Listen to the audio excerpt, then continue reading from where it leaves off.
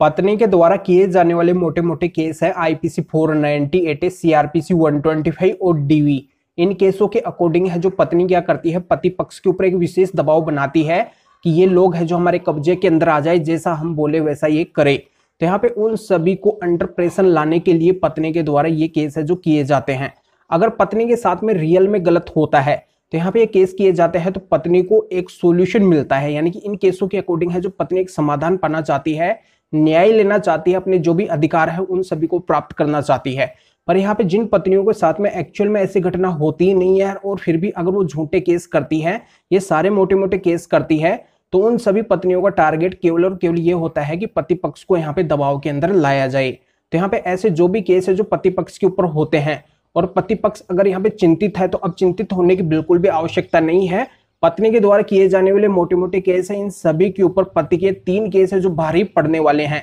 तो 3 केस कौन से हैं इसकी पूरी जानकारी इस वीडियो के अंदर मिलने वाली है। बहुत ही महत्वपूर्ण वीडियो है, इसलिए अंत तक पूरा वीडियो देखना होगा, तभी पूरी जानकारी समझ में आएगी, क्योंकि आपके फायदे का वीडियो है तो आपको अंत तक वीडियो को देखना चाहिए। पहले आप इस वीडियो को लाइक कर दीजिए। वीडियो को देखने के बाद में आपको इस वीडियो को शेयर भी करना है। आपके इस चैनल को सब्सक्राइब नहीं किए हैं तो सब्सक्राइब करके बेल आइकन को भी दबा दीजिए। तो चलिए शुरू करते हैं।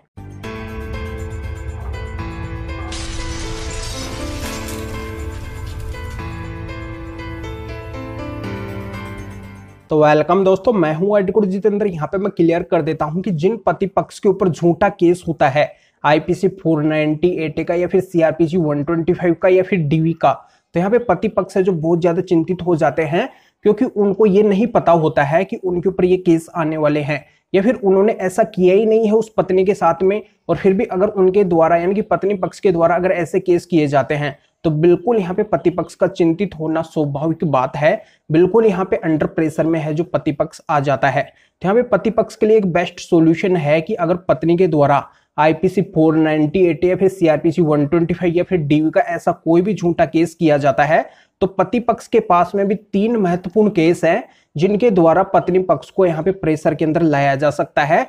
तो पति पक्ष के 3 महत्वपूर्ण केस है जो पत्नी पक्ष के ऊपर बहुत ही भारी पड़ने वाले हैं। तो 3 केस कौन से हैं? देखो यहाँ पे पत्नी क्या करती है, ज्यादातर जो एफआईआर है आईपीसी 498 की, यानी कि जो डोरी का केस है वो पुलिस स्टेशन से करवाती है, इसकी एफआईआर वगैरह करवाती है। तो यहाँ पे जब ये झूठा केस है तो यहाँ पे देखो पति के पास में रियल केस है, यानी कि पति के साथ में एक्चुअल में जो गलत हुआ है उसके अकॉर्डिंग पति को केवल यहाँ पे सच्चे केस ही करने हैं। यानी कि पति पक्ष के चाहे कोई भी लोग क्यों ना हो, जिनके साथ में भी गलत होता है तो वो भी है जो पुलिस स्टेशन से इस तरीके की एफआईआर करवा सकते हैं, जिस तरीके से पत्नी है जो आईपीसी 498 की एफआईआर पुलिस स्टेशन से करवाती है। तो इसके लिए देखो इस तरीके से करना है कि जैसे पति पक्ष के साथ में पत्नी पक्ष के द्वारा गाली गलौज की जाती है, धमकी दी जाती है, मार पिटाई की जाती है, यानी कि हाथापाई वगैरह कुछ भी की जाती है, और यहाँ पे अगर पैसे की डिमांड की जाती है यानी कि जबरन वसूली की जाती है, एक भय में डालकर, या फिर अटेम्प्ट टू मर्डर वगैरह करने की कोशिश की जाती है, जान से मारने की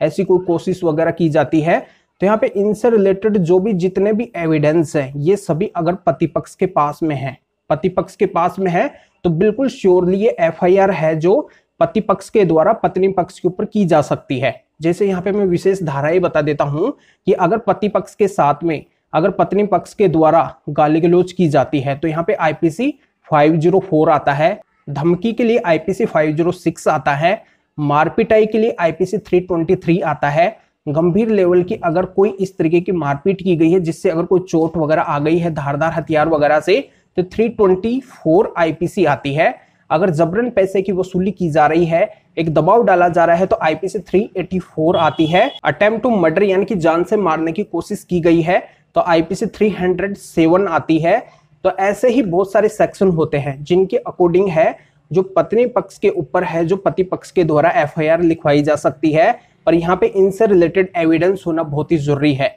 अगर इनसे रिलेटेड एविडेंस है पति पक्ष के पास में तो जैसा यहाँ पे अपराध हुआ है यानी कि पति पक्ष के ऊपर जिस तरीके से अपराध किया गया है पत्नी पक्ष के द्वारा, तो वैसे वैसे सारे सेक्शन हैं जो पत्नी पक्ष के ऊपर लिखवाए जा सकते हैं पति पक्ष के द्वारा।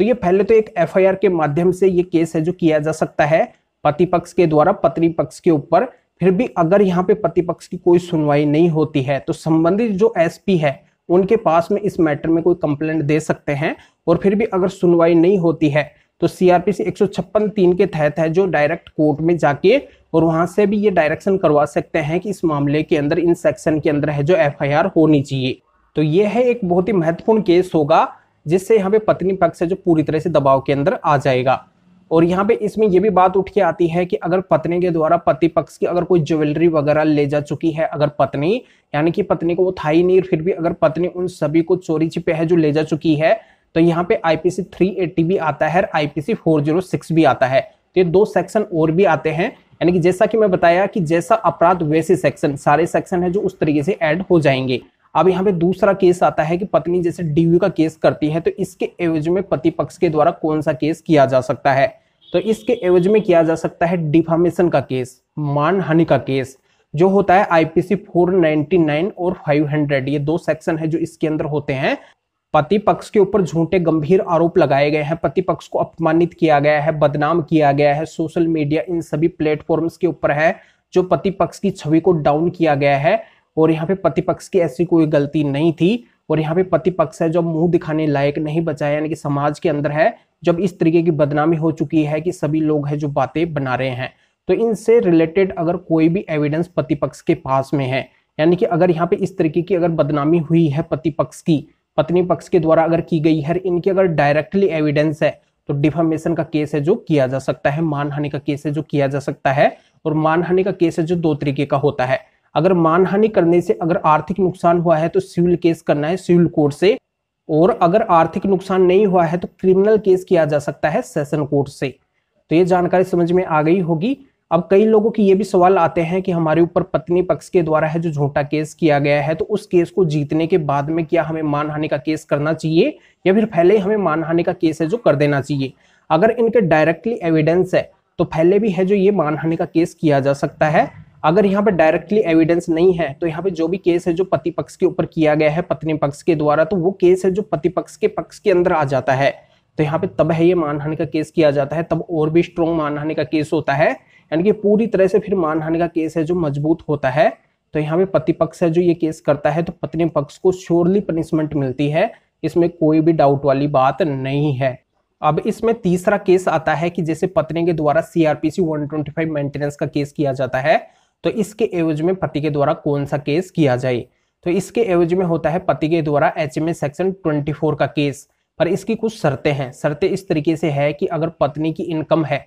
पत्नी अगर अच्छी जॉब कर रही है, फिर अच्छा कोई बिजनेस कर रही है जिससे उसकी अगर अच्छी इनकम हो रही है, और यहाँ पे पति की जो इनकम है वो बहुत कम है, न के बराबर है, या फिर पति की ऐसी कोई जॉब वगैरह नहीं है, जॉब है तो उसकी इनकम है जो बहुत कम हो रही है, तो यहाँ पे पति भी है जो पत्नी से मेंटेनेंस ले सकता है एचएमए सेक्शन 24 के अकॉर्डिंग। तो इस तरीके का केस है जो पति के द्वारा भी पत्नी के ऊपर किया जा सकता है, जिससे यहाँ पे पत्नी है जो पूरी तरह से दबाव के अंदर आ जाएगी। और यहाँ पे अगर पति का ग्राउंड बनता है तो पति को यहाँ पे मेंटेनेंस भी है जो मिल जाएगा। जानकारी यहाँ पे समझ में आ गई होगी कि मोटे मोटे ये 3 ही केस होते हैं जो यहाँ पे मैं क्लियर कर चुका हूँ। तो आप वीडियो को जरूर लाइक करिए और वीडियो को शेयर भी करिए, जो और लोगों तक ये जानकारी पहुंच सके, वो भी है जो फायदा उठा सके। तो फिर आगे मिलेंगे आपसे नए वीडियो नए टॉपिक के साथ में। आप सभी का बहुत बहुत धन्यवाद।